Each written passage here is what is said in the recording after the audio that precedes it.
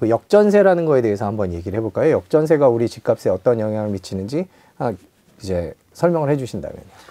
아주 직관적으로 보면 제가 전세를 끼고 집을 사놨는데 전세 가격이 빠지니까 쉽게 말해서 강남에 지금 어떤 수준이냐면 전세 가격이 20억을 하다가 10억 초반으로 빠졌어요. 그럼 7, 8억을 돌려줘야죠. 네.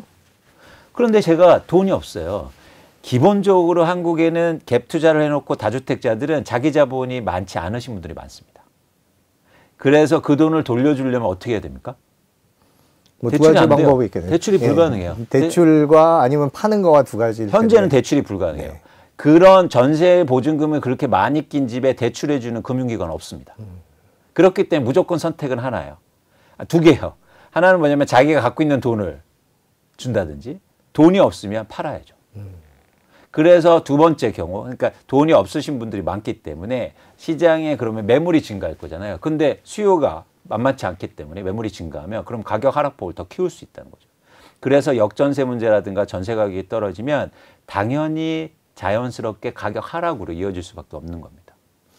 2년 전에 특히 전세 가격이 높았다는 걸 생각해 보면 네. 지금 이 시점이 어떻게 보면 말씀하신 현상이 이제 바로 도드라질 그럴 때가 아닌가 싶은데 아직까지는 괜찮은 것 같아요. 보면 영향이 물론 없진 않겠지만 그렇게 막 도드라지진 않는데 그런 영향은 뭐 6월, 7월 이제 더 하반기로 갈수록 더 도드라진다 이렇게 전망하고 계세요? 그렇습니다. 절대 가격으로만 보면 2021년 하반기부터 절대 가격 상승폭이 되게 컸어요. 네. 근데 정확히 2년이 올해 하반기잖아요.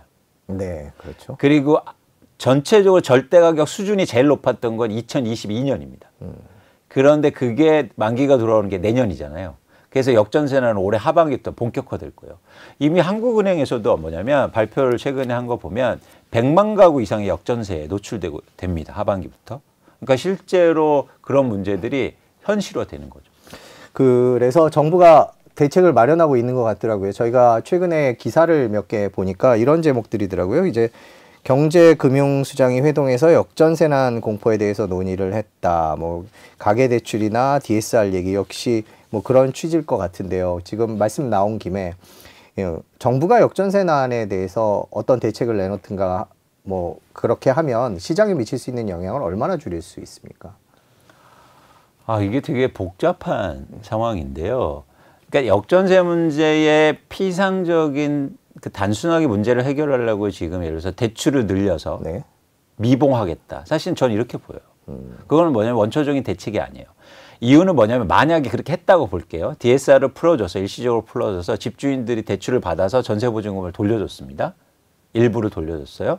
그럼 어떤 문제가 1차적으로 생기냐면 그러면 그 임차인들이 나갔어요. 근데 새 그러면 임차인을 구해야 되죠. 새 임차인은 그 집 들어오겠습니까? 선순위로 대출이 붙어 있는데 전세 가격이 더 떨어질 거예요. 그러니까 정부도 DSR을 건드릴 수는 지금 없는 상황 아닌가요? 가계대출이 지금? 그런데 이제 풀어준다고 하니까. 그래서 지금 가계대출이 GDP에서 100%를 넘어가고 있고 그런 상황 속에서 지금 가계대출을 더 늘려준다는 건 사실 문제가 있는 거예요. 가계대출도 가계대출인데 연체율 얘기도 나오던데요. 최근에 연체율이 늘었다라고 얘기가 나오는데 그쪽 부분은 어떻게 보고 계세요? 연체율 실제로 문제? 연체율이 증가하고 있는데 제가 볼 때 이 연체율은 주택 관련된 연체율보다 어떤 사업자금이라든지 이런 부분의 연체율, 코로나 때 받은 거 그런 연체율인 것 같아요. 아직 본격적으로 이런 전세대출이라든가 아니면 주택 관련된 연체율은 크게 증가하고 있지는 않은 상황입니다. 그렇군요. 그러면 지금 정부가 대책을 내놓고 있는데 뭐 어떻게 될지는 하반기에 더 지켜봐야 된다라는 말씀이시군요. 그러면 집값 바닥 얘기를 하기에는 지금 전세가 상황은 전혀 그런 상황이 아니네요. 말씀해 주신 대로라면 2023년, 2024년까지도 계속 내려갈 수 있다는 말씀이시네요. 그죠? 그렇습니다. 본질적으로 전세 가격이 떨어지면 시장의 불안 요인이 계속 될 수밖에 없는 거고요. 또 하나 뭐냐면 전세 가격이 구조적으로 내려가는 상황이에요. 이유는 두 가지인데 첫 번째는 뭐냐면 입주 물량이 증가하고 있기 때문입니다. 특히 입주 물량 차원에서는 누적 입주 물량이 너무 많아요. 누적 입주 물량이요? 그러니까 어떤 거냐면 모든 재화는 쓰고 없어지잖아요. 근데 주택은 재화가 쓰고 없어지지 않아요. 그래서 여러분들이 잘 보실 때 누적적으로 입주 물량이 얼마나 되는가가 중요하거든요. 많은 분들이 나와서 이러죠. 뭐 2024년도에는 입주 물량이 줄어요. 그래서 이때부터는 좋아질 거예요. 천만의 말씀.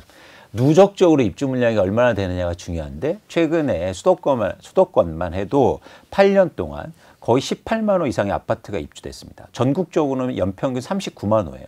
이렇게 입주 물량이 연간에서 지속적으로 많이 된 건 유례없는 현상이에요. 그래서 그러니까 워낙 아파트가 지금 많다. 근데 임대차 시장이 독특한 게 뭐냐면 이렇게 공급이 많으면 예를 들어서 가격이 떨어지잖아요. 전세 가격이 떨어지잖아요. 그럼 공급을 줄여야 되잖아요. 공급을 줄일 수가 없어요. 이미 분양한 거기 때문에. 그렇기 때문에 더 하드랜딩 하는 거죠. 경착륙 하는 거죠. 그래서 이런 누적 입주 물량 차원에서는 지금 전세 가격 하락이 되게 불가피하다 저희가 보고 있는 겁니다. 누적 입주 물량이 많은데 올해도 입주 물량이 많다 이렇게 말씀을 하시는 거예요. 그러니까 물잔에 컵이 가득 찼는데 네. 차 있는 상황에서 조금씩 부어도 넘치기 시작한다 뭐 이런 식으로 이해를 하면 돼요. 그렇죠. 너무 적절한 비유를 하셨는데 사실 그동안 컵이 차질 때는 괜찮아 보였어요. 네. 이제 다 차다 보니까 한 방울만 떨어져도 넘치는 거예요. 그런 상황이 나타나고 있고 그런 현상이 전세 가격 하락에 저희가 이제 체감할 수 있는 부분입니다. 저희가 지금 전세 가격을 바탕으로 해서 그 집값을 예상을 해보고 있는데요. 전세가율 얘기를 좀 해볼게요. 그 예전에 나오셔서 아무래도 이제 집값이 바닥이다라고 판단을 하려면 전세가율이 좀 움직여야 된다 이렇게 얘기를 해주셨죠. 그러니까 집값이 10억에 전세가 5억이면 이제 전세가율이 50%다 이렇게 계산을 하는데 저희가 한국부동산원에서 서울 평균 매매 가격 대비 전세 가격 그러니까 전세가율을 표를 하나 구했는데요. 보면 서울 아파트 같은 경우에는 보니까 58%라고 나오더라고요. 실제보다는 저보다 좀 낮다는 판단들도 있는데 전세가율 흐름은 어떻게 보세요? 매매 가격이 떨어지는 것보다 전세 가격 속도가 더 빠르면 네, 비율이 올라가죠. 아니면 매매 가격이 오르면 전세 비율이 떨어지잖아요. 그렇죠. 근데 지금은 어떤 현상이냐면 전세하고 매매 가격이 같이 떨어지는데 전세 가격이 더 가파르게 떨어지고 있다는 거예요. 근데 왜 우리가 저희가 전세 매매 비율을 보냐면 이런 상황. 매매 가격보다 전세 가격이 더 떨어져서 전세 매매 비율이 떨어질 때는 집을 사기 좋은 시점이 아니라는 겁니다. 네. 네. 왜냐하면 이제 나중에 집값이 더 떨어질 수 있다는 거죠. 그런 차원에서는. 그래서 이런 변화를 읽을 때 전세 매매 비율이 의미가 있고 어쨌든 지금이 전세 매매 비율이 떨어지는 현상은 집값이 쉽게 회복될 수 없다는 걸 반증하고 있다. 그렇게 저희가 보고 있습니다. 최근에 원희룡 장관이 전세제도는 수명을 다했다는 취지의 얘기를 해서 화제가 됐었는데 개인적으로는 전세제도에 대해서는 어떻게 생각하십니까? 송 선생님 그 말 단어 자체가 사실은 전 틀렸다고 보는데요. 전세는 제도가 아니에요. 현상이에요.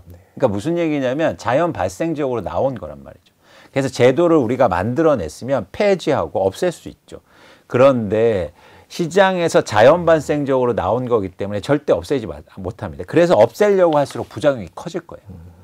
그래서 그런 제도가 잘 운영될 수 있도록 문제점이 뭐는가 보완하는 게 중요하지 그 제도를 너무 정치적 수사로 해서 없애겠다. 이건 사실은 현실적으로 불가능하고 예를 들어서 전세보증금이 지금 1,000조가 넘어가는데 그렇죠. 없애려면 누군가 돈을 대야 될 거 아닙니까? 그 돈을 누가 댑니까? 그러니까 현실적으로나 사실은 그런 배경 속에서도 전세가 한국에서 없어지기 굉장히 힘들다. 그렇게 판단합니다.